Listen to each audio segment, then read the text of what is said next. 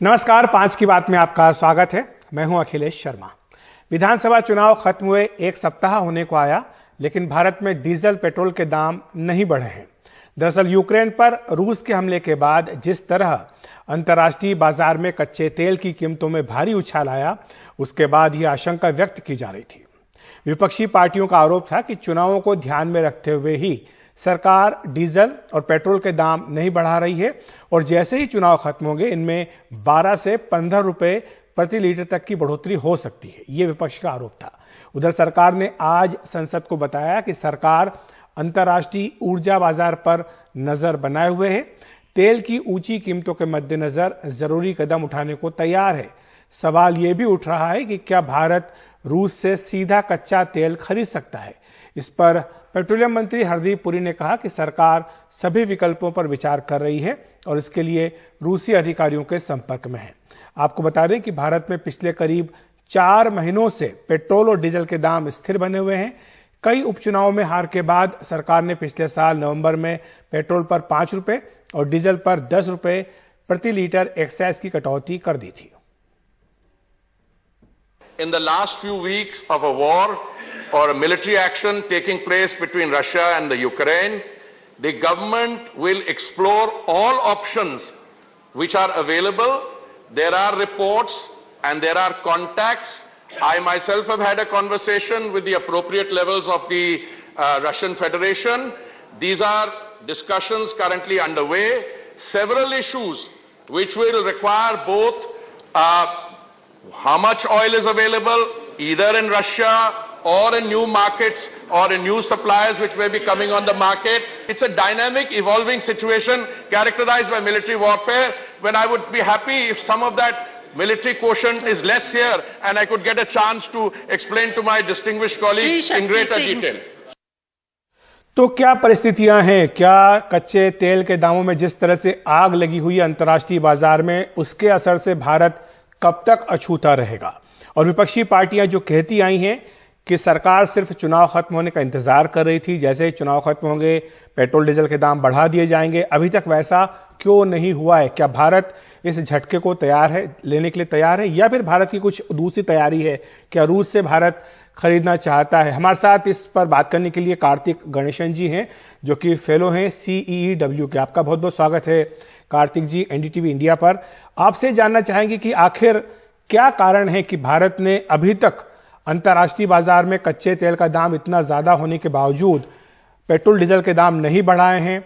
क्या आपको लगता है कि जो नवंबर में कटौती की गई थी एक्साइज की, उसके कारण अभी भी ये गुंजाइश बनी हुई है, या फिर वाकई जो हमारी तेल कंपनियां हैं वो घाटा उठा रही हैं और अब किसी भी वक्त दाम जो है बढ़ाए जा सकते हैं?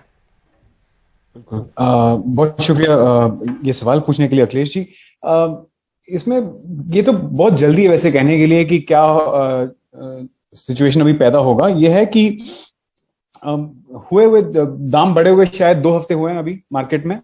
तो एनालिस्ट का कहना यह है कि मार्च के एंड तक का जो भारत का जो रिक्वायरमेंट है वो लगभग फिक्स रेट पे खरीदा गया है, क्योंकि इनके जो कॉन्ट्रैक्ट्स हैं, जो शिप्स आने वाले हैं, और उसके बाद ही पता चलेगा कि अगर प्राइसेस जो हैं, दाम जो हैं कच्चे तेल के, अगर इसी लेवल पे रहते हैं 120-130 के लेवल पे, और हमारे बजट में जो दिया गया था कि $75 प्रति बैरल के रेट पे हमारा बजट बना था, तो उसको नजर रखते हुए, तो अगर इन दोनों के बीच में फर्क लगभग समझ लीजिए अगर 35 या 40 रुपए तक डॉलर तक रहेगा, तो इससे कर राजस्व पे अगर सरकार छूट देती है इस पूरे साल, समझ लीजिए अगर इस आगे के साल में अगर $100 के आसपास रहती है और अगर सरकार उसका पूरा छूट दे देती है ग्राहकों को, तो लगभग 1 लाख करोड़ का कर राजस्व जो है कम पड़ेगा सरकार के लिए, जो कि बहुत भारी है जी। तो जाहिर है कि ये अगले कुछ महीनों के लिए तो ये सह नहीं सकते। हो सकता है कि जैसे अभी जो बातें चल रही हैं रूस से कि क्या हम उनसे सीधे खरीद सकते हैं, काफी सारे कार्गोज जो हैं जो अभी भी एट सी हैं, जो ऑलरेडी निकल चुके हैं, उस पर भी मैं आपसे सवाल पूछूंगा। लेकिन कार्तिक जी, आपको लगता है कि अभी जो तेल कंपनियां हैं क्या वो इतना घाटा बर्दाश्त कर सकती हैं? क्योंकि जब पिछली बार एक्साइज की कटौती हुई थी नवंबर में, तब ये कहा गया था कि जो तेल कंपनियां हैं उनको भी इस घाटे की भरपाई के लिए कुशन दिया गया है। लेकिन अब जबकि लगातार दाम बढ़े हैं यूक्रेन पर रूस के हमले के बाद, तो क्या वो कुशन अब भी है, या फिर हर दिन उनको करोड़ों का घाटा हो रहा है ओएमसीज को। पर तो ओएमसीज का अगर आप पूछें तो एक हाथ तो सरकार है, एक साथ प्राइवेट है। तो पहले से ही तो ऐसे होते आ रहा है। तो 2014 में जब ये डीरेगुलेट हुआ प्राइस, तब से तो ये लोग खुद अपनी निजी तरीके से काम कर रहे हैं। पर जब भी शॉर्टफॉल होता है रेवेन्यूज में, सरकार उसको कॉम्पेंसेट कर देती है। तो ऐसा नहीं है कि मेरे ख्याल से ये इस फाइनेंशियल बजट ईयर में किसी ना किसी तरह कॉम्पेंसेट हो जाएंगे। मेरे ख्याल से ज्यादा दिन तक पेट्रोलियम कंपनीज जो हैं इतना बोझ नहीं उठाएंगे, क्योंकि ये काफी ज्यादा रहेगा। और जैसे मैंने कहा, इसमें डिले भी रहता है, लैग भी रहता है, क्योंकि जब प्राइसेस यहाँ फिक्स हो जाते हैं, जो अभी क्रूड रिफाइन हो रहा है, वो जो क्रूड है हो सकता है कि 2-3 महीने भी पहले भी प्रोक्योर किया गया हो। अगर 2-3 महीने खरीदा गया क्रूड जो है आज प्रोसेस हो रहा है, तो उसका रेट टेक्निकली उतना सीधी तरह से पहुंचा नहीं है। अब कार्तिक जी, जो बात आप कर रहे थे, जिसके बारे में आज हरदीप पुरी साहब ने भी जिक्र किया है कि भारत संपर्क में है रूस से, रूस के अधिकारियों से बातचीत चल रही है। यह भी कहा जा रहा है कि रूस भारत को सस्ते दाम पर कच्चा तेल भेजने के लिए तैयार है, लेकिन वो जाहिर सी बात है कि शिप के जरिए आएगा, कार्गो के जरिए, और उसमें कई दिक्कतों का सामना करने की बात आ रही है कि क्या वाकई वो हमें इतना कॉस्ट इफेक्टिव रहेगा या नहीं रहेगा। क्योंकि आप उसकी ट्रांसपोर्टेशन की कॉस्ट अगर आप लगा दीजिए उसमें, तो शायद बात फिर वही पड़ जाएगी। अगर मान लो सस्ते दाम पे मिलता भी है रूस की ओर से, तो शायद वो उसका ट्रांसपोर्टेशन का खर्चा, फिर उसको उस इलाके से लाना जहां पर लगातार युद्ध की संभावना बनी हुई है, ऐसे में वो भी खतरा। इन सब चीजों को देखते हुए आपको लगता है कितना फिजिबल है रूस से ये तेल लेकर के आना? जिससे जो टर्म्स ऑफ ट्रेड जो है वो शायद बेहतर रहेगा इंडिया के लिए, क्योंकि रूस जो है अभी एकदम एक कॉर्नर में है, कोई भी खरीदना नहीं चाहता। और ये जो जंग को चलाने के लिए इनको जो पैसे की जरूरत है वो बहुत कम पड़ रही है। अभी आज सुबह ही शायद आपने भी सुना होगा, उन्होंने शायद चाइना से भी मांग की है एड की और वेपन्स की भी। तो यूएसए ने सख्त कहा है कि वो चीन ने डिनाई किया, उन्होंने कहा कि ये खबर गलत। बिल्कुल, चीन ने डिनाई किया है। पर अगर हालत ऐसे हैं कि जहां पे उनके डोमेस्टिक रिसोर्सेज उनके पास नहीं है और उनको किसी ना किसी तरह रेवेन्यूज की और उसको भुगतान के लिए चाहिए, तो उनको शायद इंडिया से डील करना ही होगा और टर्म्स ऑफ ट्रेड तो सही रहेगा। बट दूसरी बात हमें देखना ये होगा कि ये खरीदने से दुनिया के नजरिए में भारत कैसा। क्योंकि फिर एक तरह से आप जो सैंक्शंस लगाए हैं बाकी दुनिया ने, आप उनको डाइवर्ट कर रहे हैं। बिल्कुल। और दूसरी बात, जैसे बहुत लोगों ने कहा कि यूक्रेन में भारतीयों के खिलाफ काफी नफरत जैसे पैदा हो चुका था जब तक जब इवैक्यूएशन भी शुरू हो रहे थे, क्योंकि भारत ने 2 बार अब्सटेन किए थे वोट करने से। तो हमें यह भी देखना चाहिए कि क्या हमें आर्थिक स्थिति को ही देख के अभी ये निर्णय लेना चाहिए कि रूस से तेल ले या ना ले, या हमें और भी चीजों को नजर में रखना चाहिए। जैसे कि कल हमें किसी और देश से, चाहे वो यूक्रेन हो चाहे वो कोई और हो, उनसे अगर किसी इंटरनेशनल प्लेटफॉर्म में अगर उनसे कोई हमें मदद चाहिए तो क्या हमें मिलेगा। और कल अगर चाइना ने हम पे आक्रमण किया तो क्या रूस हमारे बचाव के लिए आएगा, या क्या यूएस हमारे बचाव के लिए आएगा? क्योंकि वो कहेंगे कि आपने तो कुछ किया ही नहीं जब रूस यूक्रेन पे आक्रमण कर रहा था। तो शायद ये जियोपॉलिटिक्स जो कहलाता है, अगर इसका भी थोड़ा सा नजर रखना जरूरी है। पर कुछ हद तो आपके हिसाब से ये जो सारे फैक्टर्स हैं ये तय करेंगे कि भारत में जो दाम है वो बढ़ाए जाए या ना बढ़ाए जाए, और कब तक इस बारे में कोई फैसला होने की संभावना है आपके साथ संक्षेप में? ये कहना बहुत मुश्किल है, पर मेरे जैसे मैंने कहा, अप्रैल एंड तक शायद ये टिक सकते हैं। जैसे कि मैंने कहा, पिछले खरीदे हुए मिट्टी तेल जो है उसी का रिफाइनरी हुआ होगा, तो थोड़ा सा मेरे ख्याल से जो ऑफसेट होता है उसकी वजह से, और काफी सारा जो है स्ट्रेटेजिक रिजर्व वगैरह दुनिया के बाकी के कंट्रीज से भी, इंडिया का भी थोड़ा बहुत है, 1-2 हफ्ते का है वैसे स्ट्रेटेजिक रिजर्व है, रिलीज किया गया है। तो इन सबसे थोड़ा बहुत कुशन तो हो ही जाएगा। पर लेकिन एक चीज और बता दीजिए कि अगर मान लीजिए नौबत आ ही जाती है कि आपके पास कोई चारा नहीं है कि आपको दाम बढ़ाना ही है, तो क्या अब भी सरकार के पास एक ये स्कोप, ये विकल्प बचा हुआ है कि आप एक्साइज में और ज्यादा कटौती कर दें? एक्साइज में और कस्टम्स ड्यूटी दोनों में कटौती करेंगे। जैसे मैंने कहा, अगर वो प्राइस वही रखना चाहते हैं जो आज के टाइम पे है, अगर वो लगभग जी 8,000 करोड़ की, तो वो उनको नहीं सहना। तो कार्तिक से हमारा संपर्क टूट गया है, लेकिन जो बात कार्तिक कह रहे हैं कि शायद अप्रैल तक इस बारे में स्थिति साफ हो, लेकिन रूस के साथ जो तेल खरीदने की बात भारत कर रहा है उसके अपने जो परिणाम है उनके बारे में भी सोचना होगा, क्योंकि आप अचानक से एक दूसरे देश से इस तरह से नहीं सौदा कर सकते जबकि पूरी दुनिया उनके ऊपर आर्थिक प्रतिबंध लगा रही है। शुक्रिया आपका कार्तिक, माफी चाहते हैं कि आपसे संपर्क हमारा ठीक से नहीं हो पाया, आखिर में बात अधूरी रह गई, लेकिन फिर भी अभी वक्त है एक ब्रेक का। ब्रेक के बाद बात करेंगे किस तरह से जो पंजाब के नए मुख्यमंत्री बनने जा रहे हैं, आज उन्होंने लोकसभा से इस्तीफा दिया है।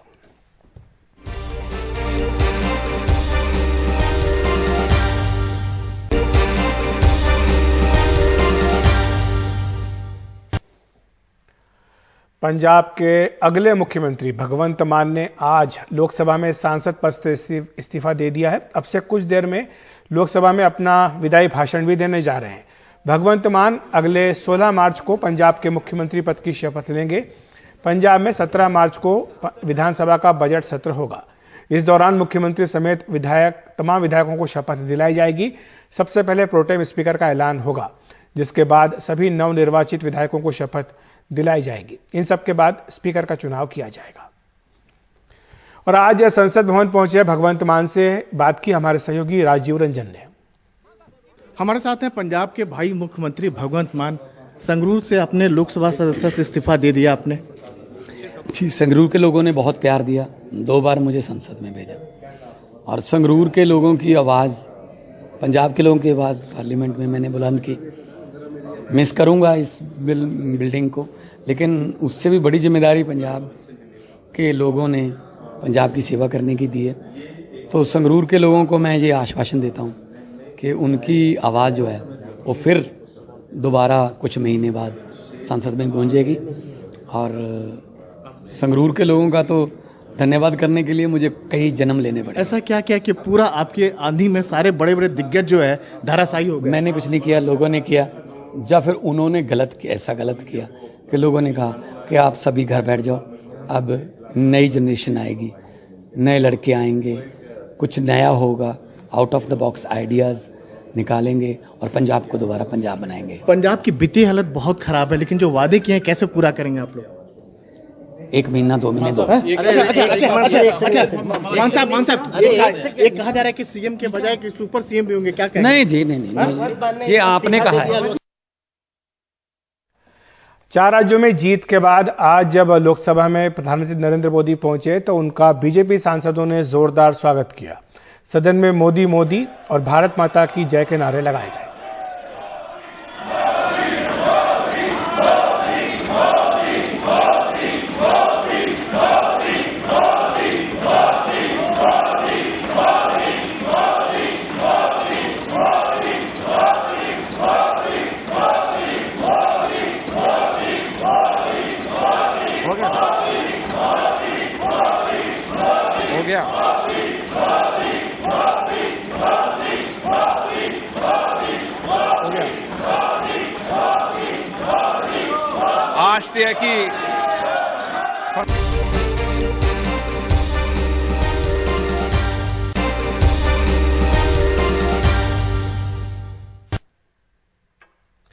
दिल्ली के गांधी शांति प्रतिष्ठान में संयुक्त किसान मोर्चे की बैठक में आपसी मतभेद खुलकर सामने आ गए।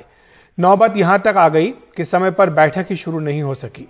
फिर 2 अलग अलग गुट अलग अलग बैठक करते नजर आए। दरअसल पंजाब में चुनाव लड़ने वाले गुट को बाकी किसान मोर्चों ने अभी तक स्वीकार नहीं किया है। बैठक खत्म हो गई, लेकिन मोर्चे की दरार खुलकर सामने आ गई है। संयुक्त किसान मोर्चा की मीटिंग खत्म हो गई है। मेरे साथ योगेंद्र यादव जी हैं। योगेंद्र जी, 3 मीटिंग चल रही है, एक इस हॉल में चल रही है, एक अंदर चल रही है और एक आपने यहाँ खुले आसमान में की। क्या वजह है इसकी? मैं समझता हूँ कि संयुक्त किसान मोर्चा इन्हीं चीज़ों से संयुक्त हुआ है। देखिए, किसान आंदोलन इंद्रधनुष की तरह है, बड़ी इसके अंदर रंग हैं, बिरंगे हैं। और संयुक्त किसान मोर्चा की अनूठी उपलब्धि ये है कि उसने उन सबको इकट्ठा कर लिया था। जैसा आप जानते हैं, चुनाव से पहले, अभी विधानसभा चुनाव से पहले हमारे कुछ दोस्तों ने उत्साह में एक पार्टी बना के पंजाब में जाने की कोशिश की थी। संयुक्त किसान मोर्चा ने उसी दिन कह दिया था, इस पार्टी से हमारा कोई लेना देना नहीं है, चुनाव में जाके गलत काम आप कर रहे हैं और आप संयुक्त किसान मोर्चा के कुछ समय तक साथी नहीं रहेंगे जब तक हम इसकी समीक्षा ना करें। समीक्षा का समय अभी नहीं आया है, लेकिन मैं समझता हूँ हमारे साथियों को चुनाव का पूरा अनुभव मिल गया है तो यहाँ आए थे। जाहिर है उनके साथ हम कभी स्टेज पहले शेयर नहीं कर सके थे, आज भी नहीं कर पा रहे हैं, लेकिन मेरी उम्मीद है कि मोर्चे की तरफ से आज जो कॉल दिया गया है उसके पीछे वो भी लग जाएंगे। तो आपके हॉल पर उन लोगों ने कब्जा कर लिया आज? अरे सर, मैं तो चाहता हूं कि कब्जा हो, मैं तो चाहता हूं इस देश की सारी पार्टियां लाइन लगा के किसान आंदोलन पे कब्जा करें।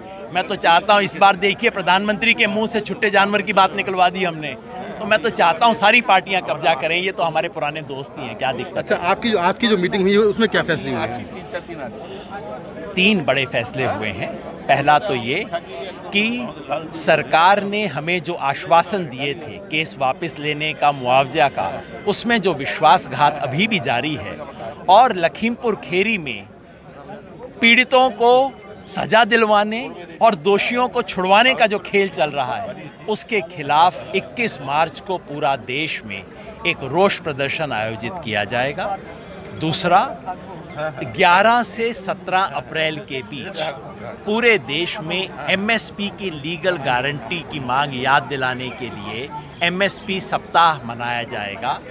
और तीसरा कि 28 और 29 मार्च को जो ट्रेड यूनियन की तरफ से कॉल दिया गया है भारत बंद का, उसका समर्थन करते हुए हम ग्रामीण भारत बंद उन 2 दिनों आयोजित करेंगे। विधानसभा चुनाव के पहले कई नेताओं ने, किसान नेताओं ने कहा था कि बीजेपी को सबक सिखाना है, लेकिन लगता है कि जनता ने उनकी बात नहीं सुनी।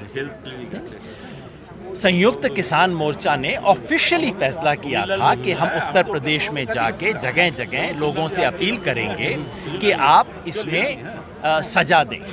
तो वो बात हम सबने की, हनंदा हमारे साथ हैं, हम जगह जगह गए, किसानों के 57 संगठनों ने ये अपील की और मैं समझता हूँ उस अपील का असर हुआ। अपील का असर निर्णायक हुआ ऐसा नहीं हुआ, क्योंकि भाई मैं बताता हूँ, ये जो उत्तर प्रदेश का चुनाव था उसमें ना तो हम बॉलर ना हम बैट्समैन, हम तो ग्राउंड्समैन थे। पिच तो हमने तैयार की, पिच पे जरा हैवी रोलर भी चलाया कि बॉलर को थोड़ा मदद मिले, पर बॉलिंग तो दूसरों को करनी थी ना, हमारी तो थोड़ी थी। तो बिल्कुल ये है योगेंद्र यादव, जो कि मीटिंग खत्म करके अब बाहर आ गए हैं और जो संयुक्त किसान मोर्चे की मीटिंग है वो यहीं खुले आसमान में हुई, जबकि जो किसानों का एक और दूसरा गुट है उसकी मीटिंग जो हॉल में चल रही है, जहां पर संयुक्त किसान मोर्चा की मीटिंग होनी थी। लेकिन आरोप यह है कि ये वो लोग हैं जो पंजाब में चुनाव लड़कर आए हैं और उन्होंने संयुक्त किसान मोर्चे का जो हॉल है उस पर कब्जा कर लिया है, इसीलिए खुले में मीटिंग की गई है। नई दिल्ली से कैमरामैन मनोज ठाकुर के साथ मैं मुकेश सिंह, एनडीटीवी इंडिया।